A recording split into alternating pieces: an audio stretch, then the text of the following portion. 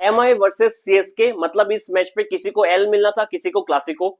ऋतुराज ने टॉस जीत के फील्डिंग चुना, which is a good toss to win, लेकिन सीएसके का प्लेइंग इलेवन थोड़ा सा शॉक था। पाथिराना को उन्होंने नहीं लिया, नेथन एलिस को लिया।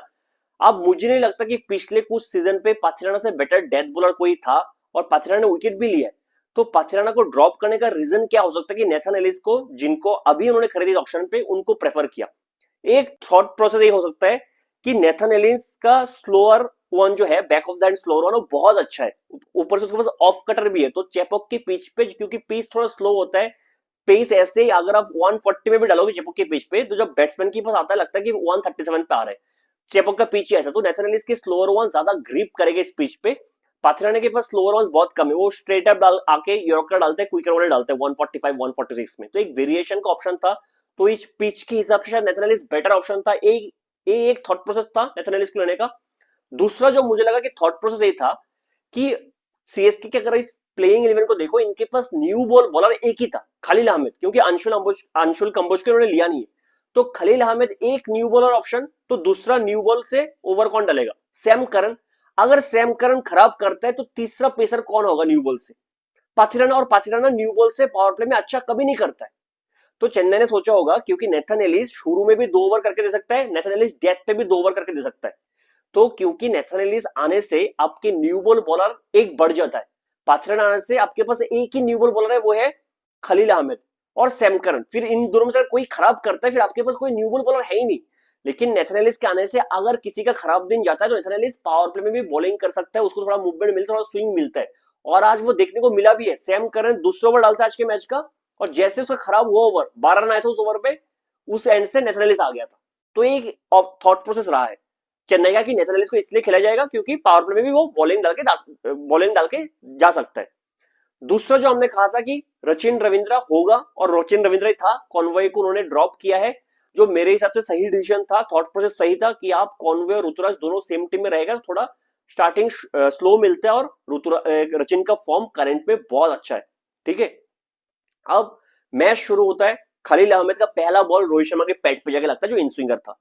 दूसरा ball out swinger, Rohit Sharma beat होता है। चौथा बॉल और एक in swinger, Rohit Sharma flick करता है, एक शॉर्ट मिड विकेट पे फील्डर था, सीधा उसके हाथ पे, बेहतरीन फील्ड पोजीशन था ऋतुराज गायकवाड़, क्योंकि ऋतुराज गायकवाड़ का, क्योंकि अगर वो फील्डर थोड़ा पीछे होता तो शायद कैच कैरी भी नहीं कर सकता था। ठीक है, तो अच्छा फील्डिंग था। रायन रिकल्टन टच पे लग रहा था, कुछ शॉट सिर्फ पंच करके मारा है, 3 चौका जो मारा है। खलील अहमद दूसरा ओवर लेके आता है, क्रॉस बैटर शॉट खेलने गया। आप, क्योंकि रिकल्टन को एक तो आईपीएल का एक्सपीरियंस नहीं है, दूसरा चेपॉक के पिच थोड़ा सा टफ होता है, उस पर अगर आप क्रॉस बैटर शॉट खेलोगे, मोस्टली आप फंसी जाओगे, स्पेशली अगर न्यू बॉल से आप क्रॉस बैटर शॉट खेलोगे, तो क्रॉस बैटर शॉट खेलने जाता है और प्लेडर हो जाता है। ठीक है, फिर अश्विन को मिलता है 5th ओवर पावर प्ले का। अश्विन, जबकि 2 राइट हैंडेड बैट्समैन पिच पे था, एक विल जैक्स, दूसरा सूर्या कुमार यादव। एक्चुअली कैप्टन क्या करते हैं, अगर जब 2 राइट हैंडेड बैट्समैन है तो सोचता है नहीं, राइट हैंडेड ऑफ स्पिनर को नहीं दूंगा, एक लेफ्ट हैंडेड ऑफ स्पिनर को देता हूं, जडेजा को देता हूं, या फिर नूर को देता हूं, क्योंकि नूर का गुगली बाहर जाएगा राइट हैंडर्स के लिए। लेकिन सिंपल प्लान, आपको ये नहीं देखना चाहिए कि राइट हैंडर्स है तो राइट ही बॉल नहीं डाल सकता, लेफ्टी है तो लेफ्टी बॉल नहीं डाल सकता। आपको देखना है पावर प्ले में सबसे बेटर बॉलर कौन है आपके पास स्पिनर्स में से, वो अश्विन था। अश्विन आया, जैक्स का बहुत ही लूज शॉट था, 3 विकेट पावर प्ले में चला गया मुंबई का। 52 फॉर 3 पावर प्ले का स्कोर। खलील ने बेहतरीन बॉलिंग किया पावर प्ले में, 3 ओवर में 16 रन देके 2 विकेट। जिस काम के लिए खलील को खरीदा है, वो काम खलील ने परफेक्टली करके दिया। अगर खलील का चौथा ओवर खराब भी जाता है, आप उसको ब्लेम नहीं कर सकते, है ना। अगर आप डेथ पे, मिडिल ओवर पे खलील को दोगे, वो मार खाएगा, डेफिनेटली मार खाएगा। जब तक स्विंग मिलेगा, बॉल न्यू रहेगा, वो अच्छा करेगा। अब पावर प्ले के बाद सूर्या और तिलक के बीच एक पार्टनरशिप तो होता है, छोटा पार्टनरशिप, लेकिन सूर्या कभी भी कंफर्टेबल नहीं लगा। तिलक का भी एक इजी कैच सैम करन ने छूटा, हालांकि वो कैच ड्रॉप कैच माना नहीं जाएगा, जडेजा के बॉल पे लॉन्ग ऑफ पे इजी कैच होना चाहिए था। सैम करन आगे भाग गया, पीछे खड़ा तो हाथ पे कैच होता।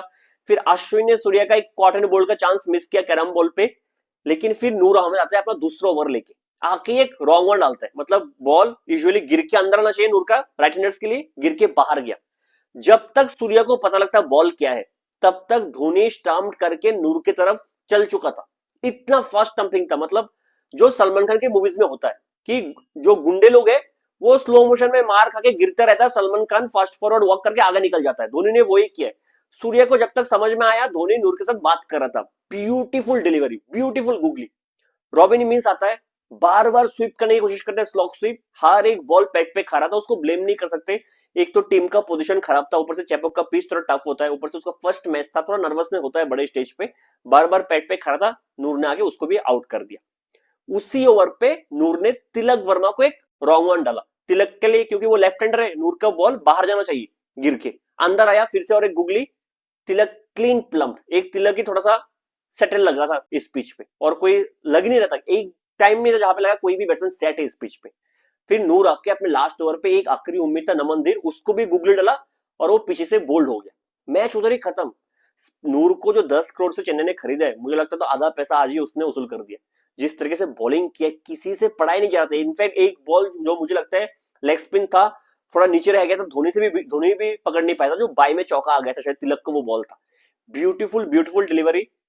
फिर नेथन एलिस आके सेंटनर को भी एलबीडब्ल्यू कर देता है, हालांकि कोई भी रिव्यू लेने के लिए तैयार नहीं था, लेकिन नेथन एलिस ने कहा है हाइट का कोई इशू नहीं है, आप बताओ 3 स्टंप पे लग रहा है कि नहीं। बेहतरीन रिव्यू था उधर, एक टाइम पे लगता था शायद 130 तक भी मुंबई नहीं पहुंचेगा, लेकिन दीपक चाहर शायद अलग ही मूड पे था, उसको है थोड़ा बहुत ऐसा होता है जब आप एक फ्रेंचाइज के लिए 7-8 साल खेलते हो, उसके बाद जब आप वो फ्रेंचाइज आपको रिटर्न नहीं करते, फिर खरीदता नहीं है, आपको थोड़ा बहुत बुरा तो लगता ही है। कि इमोशनल अटैचमेंट दीपक चाहर का हमेशा ही था, क्योंकि जिस तरीके से उसने सेलिब्रेट किया है, स्पेशली लास्ट चौका मार के उसने सेलिब्रेट किया है, फिर जो पहला विकेट लिए कि जिस तरीके से सेलिब्रेट किया है, इस तरीके से सेलिब्रेशन दीपक चाहर करता नहीं है।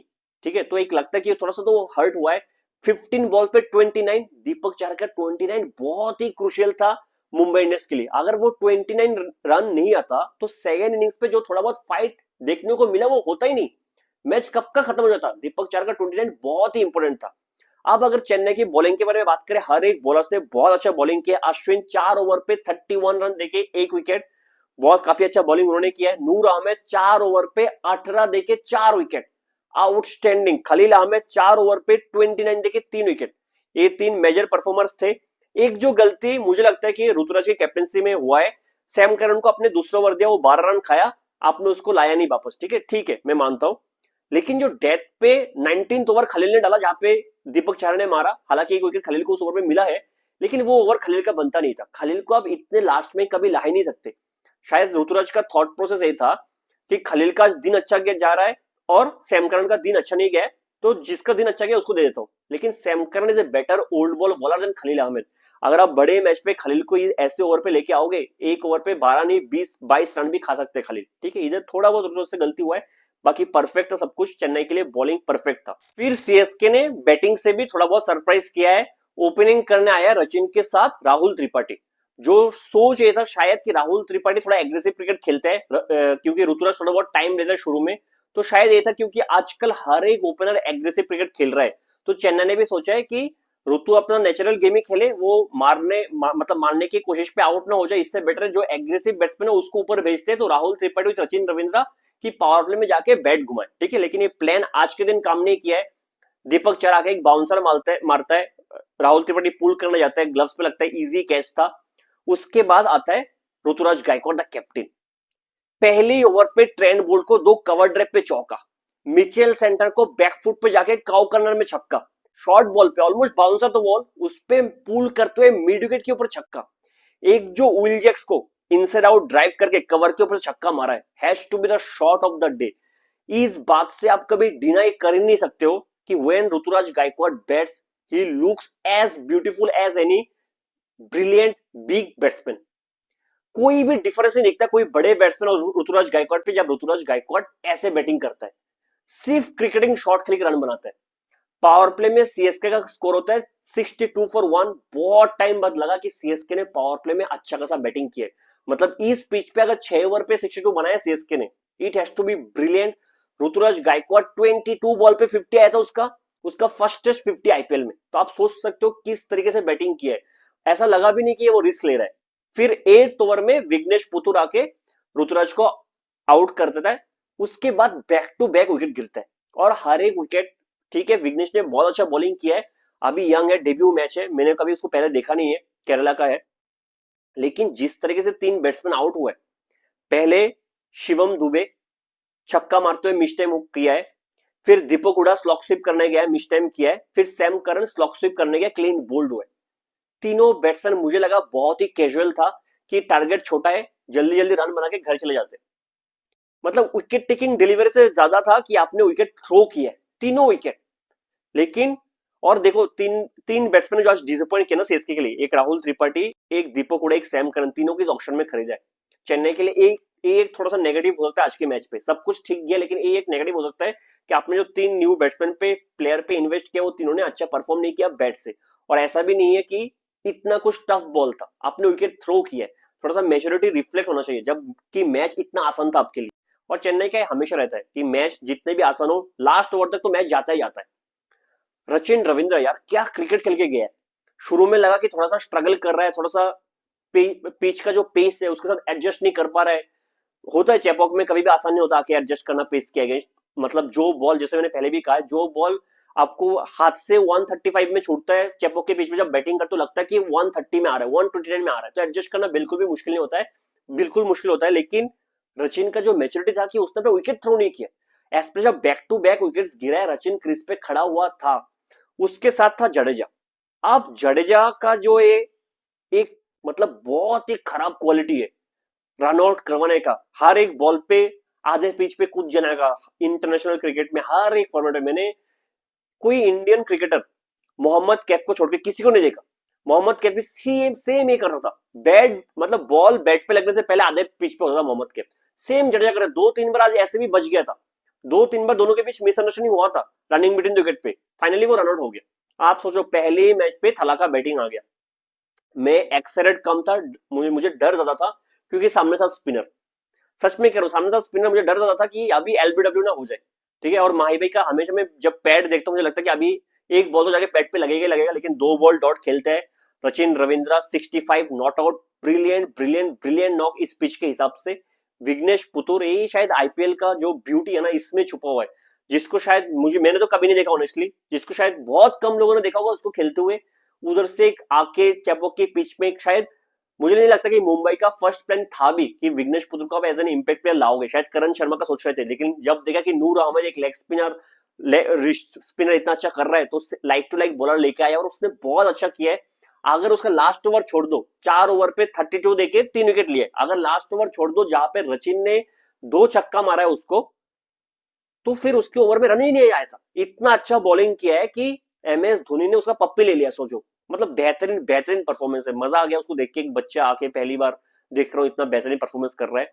मुंबई के लिए थोड़ा बहुत मतलब प्रॉब्लम तो है, जिस तरह से बैटिंग कोलैप्स हुआ, ऐसा लगा कि मतलब बैटिंग क्वालिटी पे आप कभी भी डाउट नहीं कर सकते मुंबई के, बस लगा कि पिच के हिसाब से एडजस्ट नहीं कर पाया। ऐसा होता है, 2 दिन पहले आया होगा चेपॉक पे और आपको पता भी नहीं है कौन से पिच पे मैच एग्जैक्टली होने वाला है 2 दिन पहले, फिर आप एडजस्ट नहीं कर पाते हो पेस के साथ। सूर्या का फॉर्म खराब रहा है, वो एक प्रॉब्लम रहा है।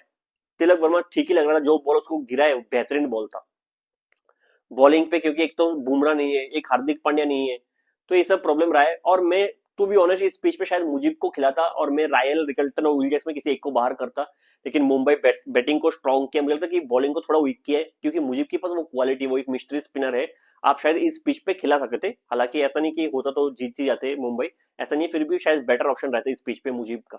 ठीक है, चेन्नई के लिए जैसे मैंने कहा सब पॉजिटिव गए, लेकिन राहुल त्रिपाठी, दीपक हुडा, सैम करन जिस तरह से बैटिंग किया वो एक प्रॉब्लम हो सकता है आगे जाके, क्योंकि आपको 7 में इधर ही खेलना, आप इस तरह से विकेट थ्रो नहीं कर सकते। But it was a perfect match for CSK. मिलते हैं अगले वीडियो में, तब तक के लिए जय हिंद।